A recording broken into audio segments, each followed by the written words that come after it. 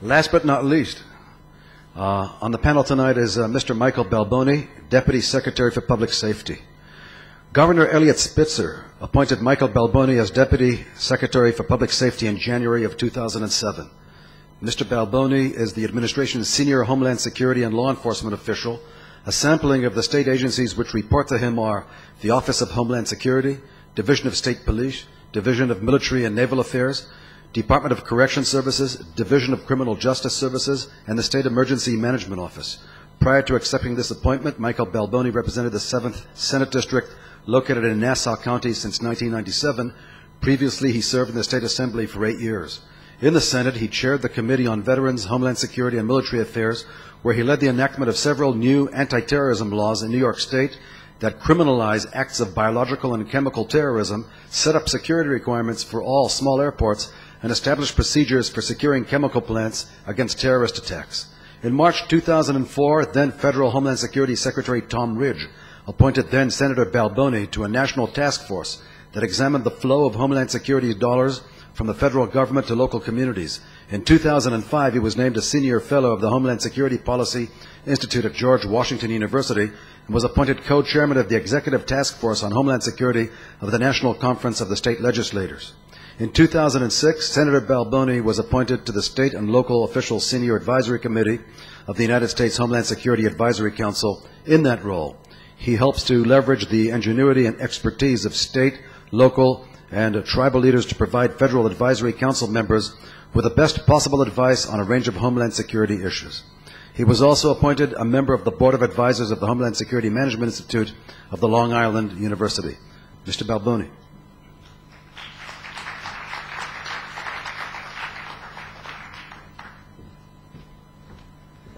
Ladies and gentlemen, thank you for your fortitude, if nothing else.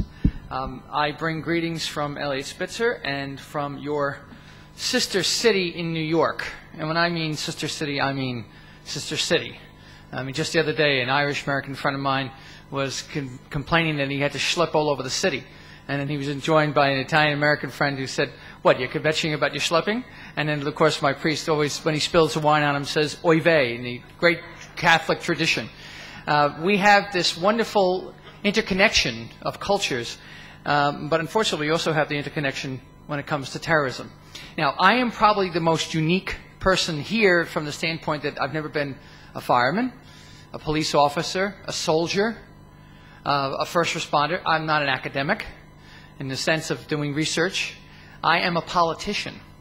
And my message to you today is that there is a huge disconnect in most of our governments between the people who are charged with the responsibility of protecting our societies and the people who view them through the prism of public policy and, most importantly, appropriations. Let me give you my, yeah, it is a real disconnect. If you don't have the money to pay for the program, it doesn't work. And that's one of the greatest challenges and dangers I see right now. How do we sustain this mission? How do we continue to get the public and the political processes invested in our efforts? Now, let me give you my credentials. What are my credentials? I was a state senator on the morning of September 11th, 2001. My district is right next to New York City, and on that day, I was teaching a class at a university when the planes hit, and little did I know that I would lose a great number of friends. In fact, 3 of my friends who I played basketball with every single Sunday never got out of the towers. And almost as a constant reminder for me, the district that I represented was particularly hard hit. And the most enduring image that I wake up to every morning is that of the Manhasset train station, which sat with 20 cars for weeks and weeks and weeks because their owners just got up and went to work and never came back. And that was such a profound moment for not only for this district but for America. And what came of that was this recognition the next day of, oh my God, we're not ready. And we had to take national defense and make it hometown security, which means we had to take cops and firemen and EMTs, and we had to make them first preventers from first responders. So we went to firemen and we said, here's a rad pager. And they looked at us and said, what the hell is a rad pager, and why do I need this? We went to hospitals and we said, it's not just about being able to handle the trauma of a school bus being hit in an automobile accident. It is the trauma potential of a smallpox virus unleashed on the society.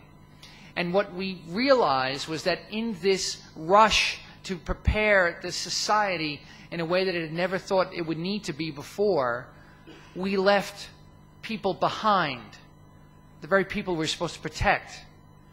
We have had a great failure when it comes to Homeland Security in America, and that is to message with the American public and to have a mature dialogue that talks in realistic terms about what risk is. What is the expectation, not just for tomorrow, but for the next decade and the decades that follow for our children and our grandchildren. And what we are doing by failing to have that discussion is we are playing into the hands of those small groups that wish to put in their asymmetrical warfare way a tyranny on us that we are unable to shake off. I have worked through political campaigns now. I've run for office myself 13 times, lost once. I have worked on a variety of different campaigns. I have seen public opinion polls. I've crafted messages for campaign strategies. And what I know is this. If you don't tell people what you're doing, they assume you're doing nothing. If you don't give people information, even if it is we don't know at this point, but we will know soon, then they will not believe you when you come back to them later. And if you try to say things in a way that frightens people for political gain, then you will lose your legitimacy. And that is right now where we're at in the United States. I believe from the briefings that I have received, as you've heard today, that we are in an unparalleled moment of danger. And the danger is multifaceted. Yes, as the National Intelligence Estimate came out in the United States, there is a reconstitution of Al-Qaeda, Pakistan.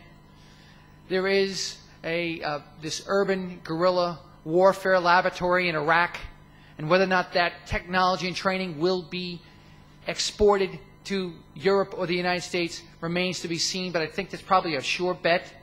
We do have the global jihadist phenomena where people are willing to travel all over the world at a moment's notice and perpetuate acts in the name of jihadist philosophy. And we do have homegrown terrorism, things that are so hard to predict because it comes literally out of nowhere from the radicalization process. But that's only part of the threat. The other part of the threat is malaise and the inability to want to see past tomorrow when it comes to security. Now, it's interesting. I've been watching this group all day long. And it's such a fascinating mix of industry and people who are in charge of protecting societies, academics, and people who really are very concerned about how do you protect modern-day civilization. But what's interesting is the people who are missing here, who I really wish could be here, the editorial board of the New York Times. I'm serious. The Washington Post. I'd love to see their owners sitting up here. I'd love to see the LA Times editorial board here. We really have that disconnect between the media and the message. And I see this time and time again. Recently I think it was the beginning of June, I got a phone call. I was at a gathering, a party with a bunch of my neighbors. And it said that, okay, we got the guys for the JFK bombing. We've been following this now for a year and a half. And what was amazing about this, nobody ever talks about it, for a year and a half, the FBI was conducting a joint operation with the NYPD following these guys that were going to plan to blow up the fuel tanks at JFK, and not one leak. Not one leak. You never hear about that. Tight as a drum. In fact, it was the first case that I was briefed on when I came into this office. And so on a Saturday morning, we went in and we went to the FBI headquarters, and there were 22 2 TV cameras, an enormous media presence, zoomed out to the entire globe. And now, was this a plot that was going to happen the next day? No. Was this a plot that was going to become operational anytime soon? No. And lastly, was it a plot that really could have worked? But it was so hyped up that you would have expected that they caught the guys walking into JFK with the satchels in hand, or that they planted the plastique and were about to light it. That's not what happened. And so there's one example of how it's so incredibly hyped up. And frankly, some of the comments that came out of the press conference were, they played right into this. That's part of the cynicism. But then on the other side, if you take a look, since 2005, there have been 9 plots that have been disrupted, including the JFK International Overseas plot, the Fort Dix plot, the Miami plot, the plot in Georgia. All these plots have been disrupted. What is the response of the media? Well, did you protect their rights?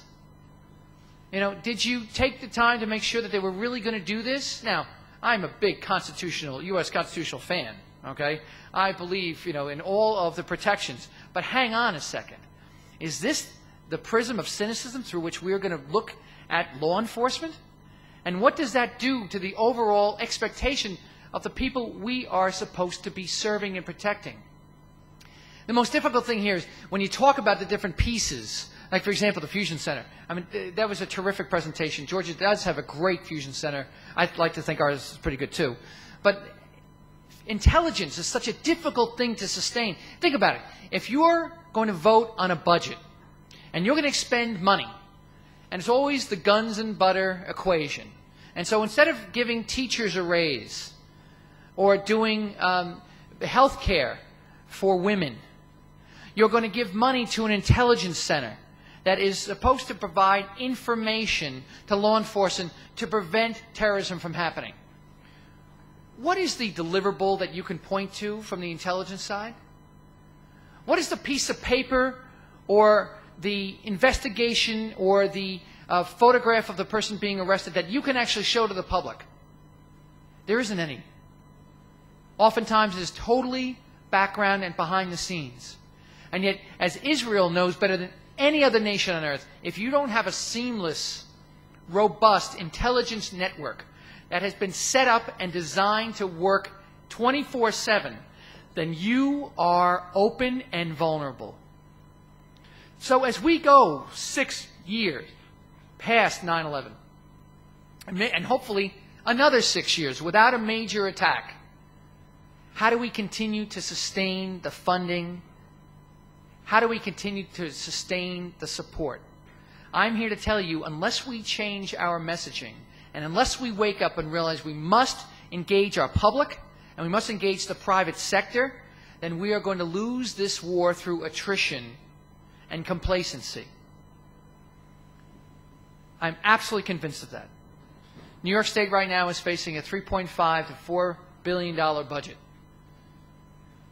deficit. My budget is $5 billion. I've been told I should probably take a look at a couple of $100 million in cuts across a public safety spectrum. You want to know how hard that's going to be?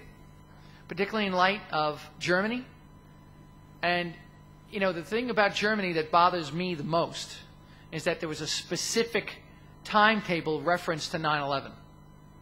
You hadn't seen that before. In fact, most of the plots that we've seen, most of the threats have not been date sensitive to anniversaries. There is numerology involved, but wasn't date sensitive to anniversaries. So now it begins us thinking, well, has the timetable changed? Will they be coming back? And will it be coming back to New York?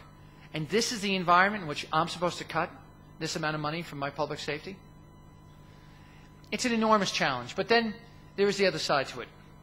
And that is that, when you think about it, what is the end state? We're all here to protect the people that we've been assigned to protect, but what is our end state? We know we can't truly make everybody safe. We know we can't end terrorism by defending it or trying to kill everybody. It's just not going to work. So what about the other messaging? Not just to the public, not just to the private sector, but what about to the adversaries? What have we done in terms of outreach? What are we doing in terms of trying to understand the motivations? And people say, what are you talking about? Why should we do that? Because we need to change the dialogue. Because otherwise, we will lose this equation. For them, small numbers, not a lot of money, big effect. For us, huge numbers, a lot of money, and always on defense. So what we ought to be doing is hitting back, not just militarily, but informationally. We should be targeting the folks who say that violence is an okay form to move forward their agenda. We should isolate them with ideas. We should go out there in the media and make sure that everybody understands that it was the Salafist view that came to power in the Taliban regime in Afghanistan. And explore that regime with people every day to remind them that this could be the reality if we let them win. Because otherwise, it is just about fear, it is just about defense, and it's just about trying to get through to the next day. And that is absolutely no way to sustain the mission. Ladies and gentlemen, I have a very unique opportunity to work with some of the most professional and gifted people from all levels of government. And I will tell you this, the last piece of the message that's missing is how easy it is for legislators, politicians, and the media to simply take the professionals for granted. And what I found out is until you actually send an officer into a home where there's a weapon, until you actually deploy troops in harm's way, or until you actually try to design a system to prevent a catastrophe from happening, then you don't really know what the connection is. We need to change that. So the last messaging is the messaging to the folks in Congress, in the state legislatures, and in the local legislatures. Thank you very much, ladies and gentlemen.